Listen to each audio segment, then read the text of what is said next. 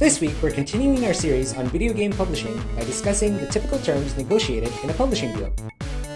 We are Ask Game Dev, and these are 5 contract terms to negotiate in a video game publishing contract. Publishing agreements come in many different shapes and sizes, but they generally cover a common set of terms. The first thing you want clearly defined is the license that you're providing the publisher. What platforms and/or territories will it cover, and for what time period? Once that is negotiated, you'll need to define what the publisher will provide in return. Are they providing development money? If so, what is the payment timeline and what specifically has to happen for them to release funds? Secondly, you'll need to know what your commitments are as the developer. If you have to deliver software, by what dates? What are the expectations of the software features, and how do approvals happen? What happens if the software deliverables are not hit? Having a good understanding of what happens in a worst-case scenario is a good way to protect your interests. Speaking of protecting your interests, if the cash advances are milestone-based, make sure that approval timelines are reasonable to work with and work with your cash flow needs.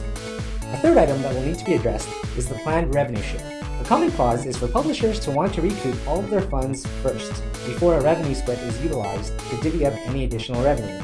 The revenue share can often be tiered, with larger percentages of the rev share being available to the developer as the game crosses certain sales thresholds.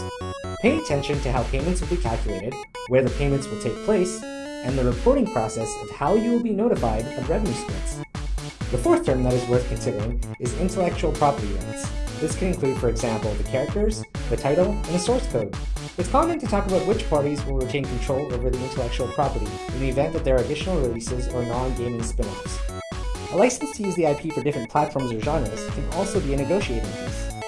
Finally, the fifth item is to plan for what would happen if the agreement is terminated. Who gets the IP rights on termination? What happens to money advances that have already been paid? Having a solid understanding of the process if things go badly is a good strategy. In closing, publisher contracts are a complicated topic that we can only begin to cover in this short episode. We've provided some posts that we found useful in the show notes for further reading. Please note that this video should not be taken as legal advice. We definitely recommend you find professional legal services that specialize in the video game space before entering into any publishing deal. Thanks for watching. We are Ask Game Dev, and we make videos on games, the game industry, and more. If you'd like to see more videos, please subscribe. Have any other best practices on publisher contracts? Please let us know in the comments. Our next video will go live 7 days from now, as usual, on Thursday.